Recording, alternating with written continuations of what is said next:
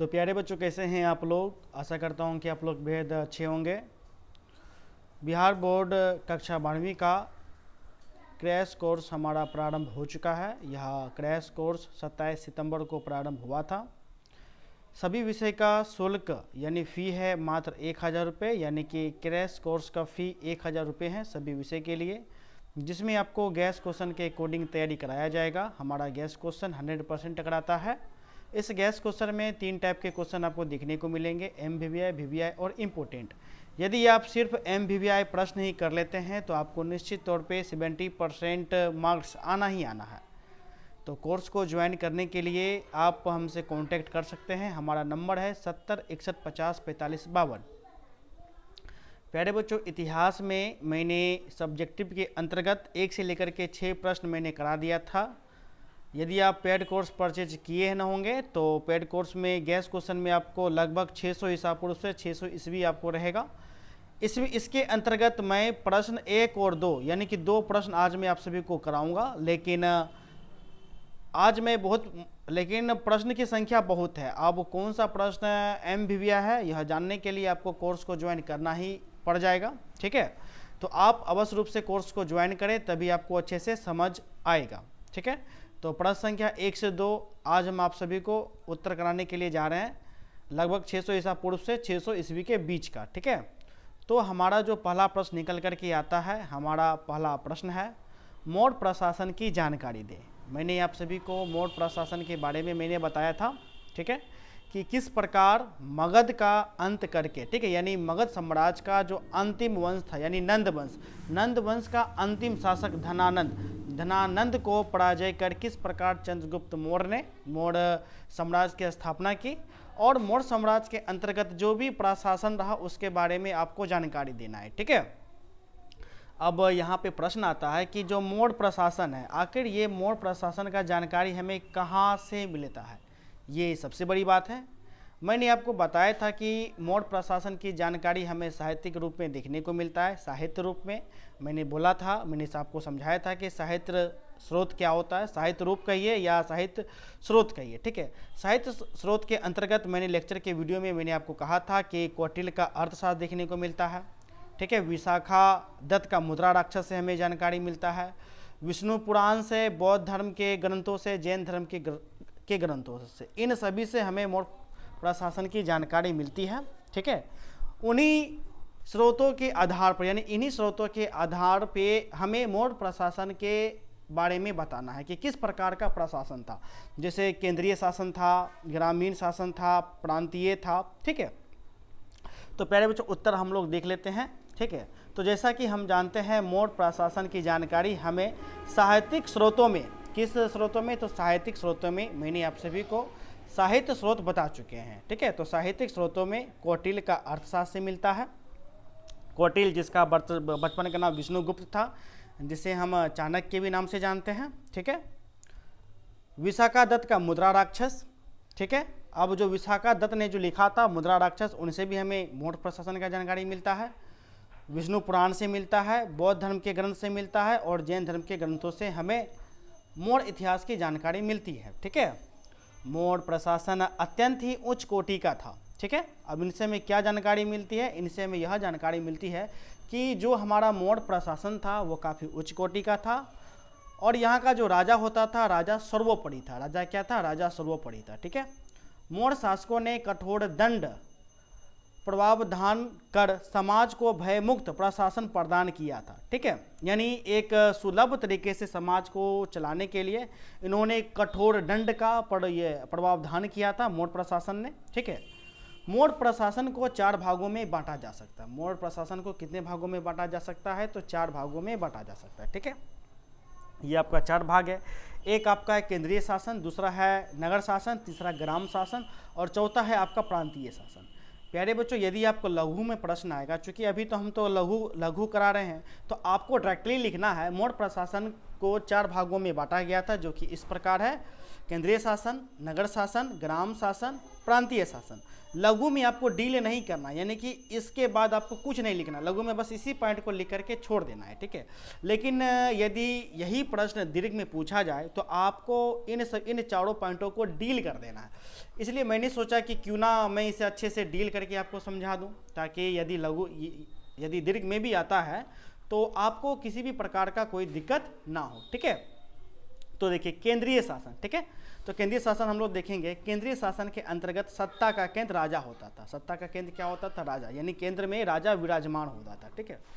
वह निरंकुश नहीं था, प्रजा को देखते हुए वे अनेक प्रकार का कार्य करता था। किनको देखते हुए? तो प्रजा को देखते हुए वे अनेक प्रकार का कार्य करता था। तो पहला तो केंद्र है ना, हो गया। केंद्र के बाद जो दूसरा आता है नगर शासन, ठीक है। अब मौर्य साम्राज्य में बहुत सारे नगर थे, तो नगर में भी आपको क्या था? तो नगर में भी एक समिति बना हुआ था। क्या बना हुआ था? तो समिति बना हुआ था, ठीक है। प्रत्येक समिति में 5 सदस्य न होते थे, ठीक है। आप समिति कहिए या आप है ना बोल आप है ना सकते हैं, ठीक है। नगर शासन, देखिए नगर शासन को हम लोग देख सकते हैं। देखिए, मेगास्थनीज के अनुसार नगर का शासन प्रबंध 30 सदस्यों का एक मंडल करता था। कितने सदस्यों का? तो 30 सदस्यों का एक मंडल करता था, जो 6 समितियों में विभक्त था। कितने समितियों में? 6 समितियों में विभक्त था। प्रत्येक समिति में 5 सदस्य होते थे। कितने सदस्य होते थे? 5 सदस्य होते थे, ठीक है। नेक्स्ट है ग्राम शासन, ठीक है। अब देखिए, कोई भी गांव है मौर्य साम्राज्य में, अब जो भी छोटा मोटा कार्य होता था, तो छोटा मोटा घटना होता, तो सबसे सर्वप्रथम उन घटना को, समस्या का समाधान ग्राम शासन ही आपको वो करता था। इसलिए ग्राम शासन में क्या होता था? तो मुखिया होता था, ठीक है। तो ग्राम शासन के अंतर्गत आपको कुछ इस प्रकार से लिखना है। इसके अंतर्गत गाँवों का देखरेख मुखिया करता था। कोई कार्य मुखिया से नहीं हो पाता तो समस्या का समाधान राजा करते थे, ठीक है। यानी कि जब समस्या का समाधान मुखिया नहीं कर पाता था तो यह फैसला केंद्र में जाता था, और केंद्र में जाने के बाद इस समस्या का समाधान राजा किया करता था, ठीक है। अब आपका चौथा पॉइंट है प्रांतीय शासन, ठीक है। तो प्रांत जो था, तो प्रांत में जो रहते थे राजपाल है ना रहते थे, राजपाल को उस समय वे लोग कुमार कहते थे, ठीक है। अब देखिए, प्रांतों के राजपाल कुमार कहलाते थे। क्या कहलाते थे? कुमार। अशोक के अभिलेखों में 5 प्रांतों का उल्लेख मिलता है। कितने प्रांतों का उल्लेख मिलता है? तो प्यारे बच्चों, 5 प्रांतों का आपको उल्लेख देखने को मिलता है, ठीक है। तो आपका पहला प्रश्न आपका समाप्त हुआ। मौर्य प्रशासन की जानकारी दे। आपको लघु में पूछे, बस इतना लिखने के बाद ये चारों पॉइंट आपको लिख देना है, डील नहीं करना है। दीर्घ में पूछेगा तो डील आप कर दीजिएगा, ठीक है। सेकेंड आपका प्रश्न है मौर्यकालीन इतिहास अध्ययन के स्रोत बताएं, ठीक है। आपको प्रश्न पूछा जाएगा मौर्यकालीन इतिहास के स्रोत बताएं, या मौर्यकालीन इतिहास के 4 स्रोत बताएं। आपको किसी भी तरह से पूछे तो आपको आंख मूंद करके यह लिख दीजिएगा, ठीक है। देखिए, मौर्यकालीन इतिहास अध्ययन के स्रोत यदि पूछे या 4 पूछे तो आंख मूंद करके लघु में आप इस प्रकार से लिखिएगा: मौर्यकालीन इतिहास अध्ययन के स्रोत निम्नलिखित है। पहला लिखिएगा मुद्रा राक्षस, दूसरा इंडिका, तीसरा कौटिल्य, तीसरा बौद्ध साहित्य, ठीक है, और चौथा अशोक के अभिलेख। इस प्रकार बस चारों पॉइंट लिख करके छोड़ देना है। 2 में 2 आपको मिल जाएगा। लेकिन जब इसी प्रश्नों को आपको दीर्घ में पूछेगा तो आपको यहाँ से लेकर के यहाँ तक पूरा आपको लिखना है, इसलिए मैंने कॉमन करके दिया है, समझ गए। लघु में पूछेगा तो 4 स्रोत आपको, बस यही 4 आपको लिख देना: मुद्रा राक्षस, इंडिका, कौटिल्य का अर्थशास्त्र, ठीक है, बौद्ध साहित्य, या एक एक्स्ट्रा मन है तो अशोक के अभिलेख। कितना लिख दीजिएगा, आपको 2 में 2 मार्क्स आपको मिल जाएंगे, ठीक है। दीर्घ में यदि रहेगा तो आपको पूरा लिखना है। तो उत्तर देखिए आपको, अब देखिए दोनों में से कोई भी प्रश्न है, दोनों प्रश्न सेम है, दोनों प्रश्न अलग नहीं है, ठीक है। तो उत्तर देखिए क्या हो जाएगा। मौर्य इतिहास के बारे में 2 प्रकार के स्रोत उपलब्ध है। कितने प्रकार के स्रोत? 2 प्रकार के। एक तो साहित्यिक कहना हो जाएगा, दूसरा पुरातात्विक आपको पुरातात्विक हो जाएगा। मैंने बताया था कि साहित्य स्रोत आपको क्या होता है, वैसा स्रोत जो हमें साहित्य के रूप में देखने को मिलता है उसे हम साहित्यिक स्रोत बोलते हैं, जबकि पुरातात्विक स्रोत में हमें पूरा वस्तु देखने को मिलता है, ठीक है। तो देखिए मौर्यकालीन, ठीक है, मौर्य इतिहास के बारे में 2 प्रकार के स्रोत देखने को मिलता है। एक मिनट, थोड़ा सा कर्सर गड़बड़ा गया है, हाँ अब ठीक है। मौर्य इतिहास के बारे में 2 प्रकार के स्रोत उपलब्ध हैं, एक साहित्यिक और दूसरा पुरातात्विक स्रोत, ठीक है। साहित्यिक स्रोतों में कौटिल्य का अर्थशास्त्र क्या है, तो कौटिल्य का अर्थशास्त्र, विशाखा दत्त का मुद्रा राक्षस, मेगास्थनीज के इंडिका, बौद्ध साहित्य और पुराण है। पुरातात्विक स्रोतों में अशोक के अभिलेख और अभिलेख और वस्तुओं के अवशेष जैसे चांदी और तांबे के छेद किए हुए सिक्के शामिल है। ठीक है, इतना भी यदि लिखेगा तो आपको 2 में 2 नंबर लघु में आपको है ना मिल जाएगा। दीर्घ यदि रहेगा तो इसी को डील कर देना है। ठीक है, तो पहला हम लोग आते हैं दीर्घ, यहाँ से लघु आपको हो जाएगा, यहाँ से दीर्घ हो जाएगा। तो दीर्घ में आपको साहित्यिक के स्रोतों को डील करना है, जो कि हम यहाँ पर लिखा है मुद्रा राक्षस। ठीक है, तो देखिए यह पुस्तक गुप्त काल में विशाखा, ठीक है, यह पुस्तक गुप्त काल में विशाखा दत्त द्वारा लिखी गई है। यह पुस्तक बताती है कि किस तरह चंद्रगुप्त मौर्य ने सामाजिक आर्थिक स्थिति पर रोशनी डालने के अतिरिक्त चाणक्य की मदद से नंद वंश को पराजित किया था। ठीक है, क्या यह कौन आपको यह नंद वंश को कैसे पराजित किया था, यह कौन आपको बताता है, तो मुद्रा राक्षस आपको बताता है। ठीक है, मुद्रा राक्षस को किसने लिखा था, तो प्यारे बच्चों विशाखा दत्त ने आपको लिखा था। दूसरा है इंडिका। इंडिका के रचनाकार मेगास्थनीज हैं, जो कि यूनान देश के थे। तो देखिए इंडिका, ठीक है, इंडिका मेगास्थनीज द्वारा रची गई, ठीक है, जो कि चंद्रगुप्त मौर्य की सभा में सेक्यूलस निकेटर का दूत था। ठीक है, यह मौर्य साम्राज्य के प्रशासन, 7 जाति प्रणाली और भारत में गुलामी का ना होना दर्शाती है। यद्यपि इसकी मूल प्रति खो चुकी है, यानी इसका जो मूल जो प्रति है वो आपको खो चुका है। ठीक है, यह पारंपरिक यूनानी लेखकों जैसे स्ट्रैबो और अरियन के लेखों में उदाहरणों के रूप में यह सहेजे हुए हैं। ठीक है, नेक्स्ट है कौटिल्य। कौटिल्य के बारे में पता है, जिनका बचपन का नाम विष्णुगुप्त था, जिसे हम चाणक्य के नाम से जानते हैं। तो चाणक्य ने भी एक पुस्तक का रचना किया था। ठीक है, तो उसी में जो दर्ज था वो ठीक है, तो देखिए कौटिल्य का अर्थशास्त्र। ठीक है, यह पुस्तक कौटिल्य, चाणक्य दूसरा नाम इसका, यह पुस्तक कौटिल्य के द्वारा राजनीति और शासन के बारे में लिखी गई है। यह पुस्तक मौर्य काल के आर्थिक और राजनीतिक स्थिति के बारे में बताती है। कौटिल्य चंद्रगुप्त मौर्य वंश के संस्थापक का प्रधानमंत्री था। ठीक है, यानी जब मौर्य वंश का स्थापना हुआ था, देखिए मौर्य वंश का स्थापना में सबसे ज़्यादा 2 का रोल था, एक चंद्रगुप्त मौर्य का, दूसरा चाणक्य का था। तो चाणक्य ने चंद्रगुप्त मौर्य को राजा बनाया, जबकि चाणक्य खुद वो क्या बन गए, तो प्रधानमंत्री आपका बन गए थे। ठीक है, अब ये क्यों प्रधानमंत्री बने थे, इसका कभी और कहानी हम सुना देंगे। हालांकि मैं जब लेक्चर का वीडियो ले रहा था तो मैंने काफ़ी अच्छे से आप सभी को बताया था। ठीक है, अब दूसरा है बौद्ध साहित्य। ठीक है, अब देखिए बौद्ध साहित्य जैसे जातक मौर्य काल के सामाजिक आर्थिक स्थिति के बारे में बताता है। ठीक है, जबकि बौद्ध वृत्तांत, ठीक है, जबकि बौद्ध वृत्तांत यानी समय समय पर जो भी आए, ठीक है, जैसे महावंशा, ठीक है, जहाँ महावंशा, दीपवंशा अशोक के बौद्ध धर्म की श्रीलंका तक फैलाने की भूमिका के बारे में बताते हैं। ठीक है, तो यहाँ तक आपका साहित्यिक स्रोत रहा। अब हमारा आएगा पुरातात्विक। तो पुरातात्विक आपको पता है, ठीक है, पुरातात्विक स्रोत है ना क्या होता है, जैसे अभिलेख आपका है ना हो गया, मुद्रा हो गया। तो अभिलेख के अंतर्गत हम लोग देखेंगे अशोक के अभिलेख। ठीक है, तो अशोक के अभिलेख भारत के विभिन्न उपमहाद्वीपों में शिलालेख, स्तंभलेख और गुफा शिलालेखों के रूप में पाए जाते हैं। ज़्यादातर अभिलेखों में अशोक की जनता को घोषणाएं हैं, जबकि कुछ में अशोक के बौद्ध धर्म को अपनाने के बारे में बताया गया है। ठीक है, तो इस प्रकार जो है हमें साहित्यिक और पुरातात्विक रूपों में मौर्यकालीन इतिहास का जानकारी हमको देखने को मिलता है। ठीक है, अब जो तीसरा प्रश्न आपका निकल करके आता है, तीसरा आपका प्रश्न है मौर्यकालीन इतिहास के 4 अभिलेखीय स्रोत को लिखे। कौन सा, तो अभिलेखीय। ठीक है, तो उत्तर आपको कुछ इस प्रकार से देना है। मौर्यकालीन इतिहास के 4 अभिलेखीय स्रोत निम्नलिखित हैं। मैंने लेक्चर के वीडियो में काफ़ी अच्छे से करा दिया था रेगुलर वाले बैच में, इसलिए डायरेक्टली हम आपको बता देते हैं। मौर्यकालीन इतिहास के 4 अभिलेखीय स्रोत निम्नलिखित हैं। ठीक है, पहला हो जाएगा 14 वृहत शिलालेख जो कलसी, ठीक है, कलसी में आपको स्थित है। दूसरा है मास्की, जो कि आपको है ना कहाँ, गुर्जरा से प्राप्त लघु शिलालेख है। ठीक है, नेक्स्ट है गिरनार से प्राप्त लघु शिलालेख। नेक्स्ट है लोरिया अरेराज से प्राप्त स्तंभ शिलालेख। ठीक है, ये 4 आपका अभिलेख है ना हो गया, इसको इम्पोर्टेंट है, लिख दीजिएगा। अब देखिए हम तो 1 से 2 ही प्रश्न करा रहे हैं, लेकिन अभी तक तीसरा प्रश्न आपको आ रहा है। कौन सा MBBS प्रश्न है आपको पता चल रहा है?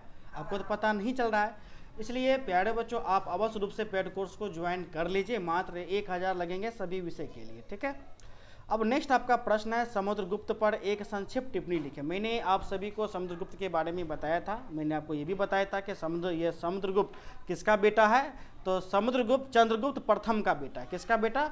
चंद्रगुप्त प्रथम का बेटा। देखिए चंद्रगुप्त मौर्य अलग है, चंद्रगुप्त प्रथम अलग है, चंद्रगुप्त द्वितीय अलग है। तीन चंद्रगुप्त है, चंद्रगुप्त मौर्य अलग, ठीक है, चंद्रगुप्त प्रथम अलग है, चंद्रगुप्त द्वितीय अलग है, ठीक है। तो समुद्रगुप्त जो था वो चंद्रगुप्त प्रथम का बेटा था, यानी कि बीच वाले का, वो क्या था? तो बेटा था, ठीक है। तो गुप्त शासक चंद्रगुप्त प्रथम का उत्तराधिकारी उसका पुत्र कौन था? तो समुद्रगुप्त था। भारतीय इतिहास में समुद्रगुप्त का स्थान एक महान विजेता तथा प्रभावशाली सम्राटों के रूप में स्वीकार किया गया। अब क्यों स्वीकार किया गया? जब मैं लेक्चर का वीडियो ले रहा था मैंने आपको अच्छे से बताया था कि समुद्रगुप्त के ही समय जो गुप्त काल था वो काफ़ी ज़्यादा विस्तार हुआ, यानी विकास किया था। विकास तो किया ही था, साथ ही साथ जो गुप्त काल का जो फैलाव जो था, यानी विस्तार जो हुआ था वह समुद्रगुप्त के ही टाइम में आपको हुआ था। यानी समुद्रगुप्त ने कई राज्यों को जीता, कई प्रांतों को जीता, सीमावर्ती राज्य को जीता, मैंने आपको अच्छे से न बताया था, ठीक है। तो इसलिए जो समुद्रगुप्त को प्रभावशाली सम्राट भी आपको कहा जाता है, एक विजेता के रूप में देखा जाता है, ठीक है। उसने अपने विजयों के द्वारा भारत को राजनीतिक एकता के सूत्र में बांधा था। किसने? तो समुद्रगुप्त ने। समुद्रगुप्त ने अपने विजयों के द्वारा भारत को राजनीतिक एकता के सूत्र में बांधा था, ठीक है। समुद्रगुप्त एक महान विजेता ही नहीं बल्कि कुशल संगठनकर्ता तथा कला और संस्कृति का प्रेरक भी था। समुद्रगुप्त को भारत का नेपोलियन कहा जाता है, ठीक है। समुद्रगुप्त को भारत का नेपोलियन भी कहा जाता है। अब देखिए समुद्रगुप्त को भारत का नेपोलियन किसने कहा था? तो आपको स्मिथ ने कहा था। किसने कहा था? तो स्मिथ ने कहा था, ठीक है। तो ये आपको समुद्रगुप्त का संक्षिप्त टिप्पणी हम 2 ही नंबर के जैसा हम आपको बताए हैं। नेक्स्ट आपका है, समुद्रगुप्त के विजयों के विषय में लिखें, ठीक है। समुद्रगुप्त के विजयों के विषय में लिखें। यदि 2 नंबर में रहेगा आंख मूंद कर लिखना है। समुद्रगुप्त के विजयों के विषय निम्नलिखित हैं। पहला, उत्तर भारत की विजय, पहला पॉइंट। दूसरा, पंजाब, राजस्थान, मध्य प्रदेश की विजय। तीसरा, सीमांत कबीलाई राज्यों पर विजय। ये 3 पॉइंट लिख दीजिएगा, 2 में 2 नंबर आपको चले आएगा। लेकिन यदि दीर्घ में यह प्रश्न आपको पूछ दे तो आपको पूरा लिखना पड़ जाएगा। 5 नंबर का पूछेगा तो पूरा लिखना पड़ जाएगा, इसलिए मैं आपको कॉमन करके बताता हूँ, ठीक है। तो देखिए, गुप्त शासक चंद्रगुप्त प्रथम का उत्तराधिकारी उसका पुत्र समुद्रगुप्त था, मैंने अभी बताया। भारतीय इतिहास में समुद्रगुप्त का स्थान एक महान विजेता तथा प्रभावशाली सम्राट के रूप में स्वीकार किया गया है।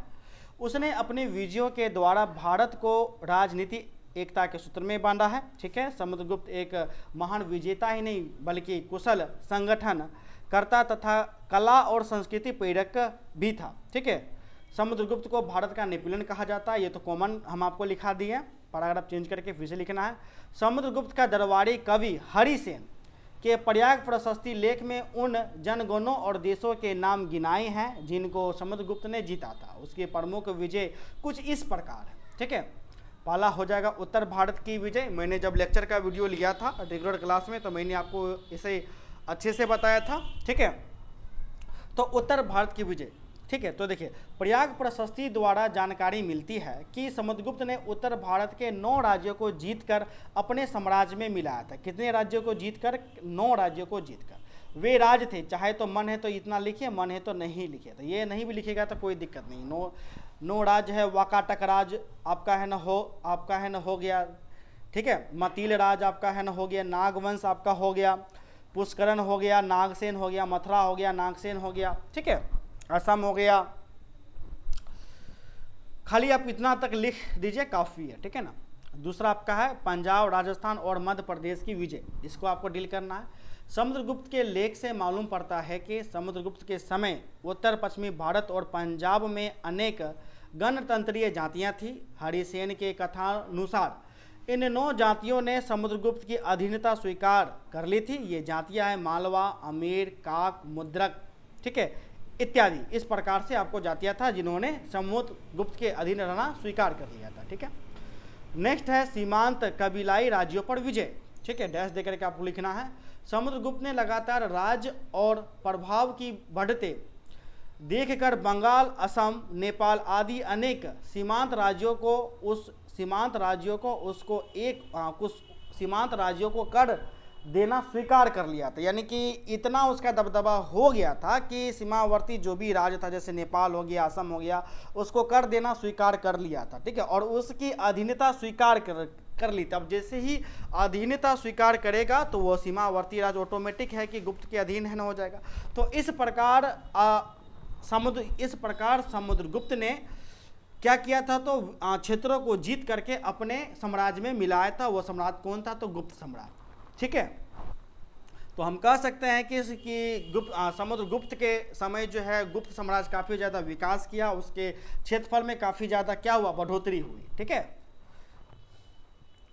नेक्स्ट आपका प्रश्न है, ये आपका लास्ट प्रश्न है, समुद्रगुप्त की नेपोलियन से तुलना क्यों की जाती है। अब देखिए, समुद्रगुप्त की नेपोलियन से तुलना इसलिए की जाती है क्योंकि समुद्रगुप्त ने नेपोलियन के ही तरह क्या किया था, आपको अपने साम्राज्य का विस्तार किया था, ठीक है। इन्हीं विस्तारों को देख करके स्मिथ ने भारतीय नेपोलियन किसे कहा, तो समुद्रगुप्त को आपको कहा था। तो उत्तर कुछ इस प्रकार से आपको लिख देना है। गुप्त शासक समुद्रगुप्त प्रथम का उत्तराधिकारी उसका पुत्र समुद्रगुप्त था। भारतीय इतिहासकार में समुद्रगुप्त का स्थान एक महान विजेता तथा प्रभावशाली सम्राट के रूप में स्वीकार किया गया है, ठीक है।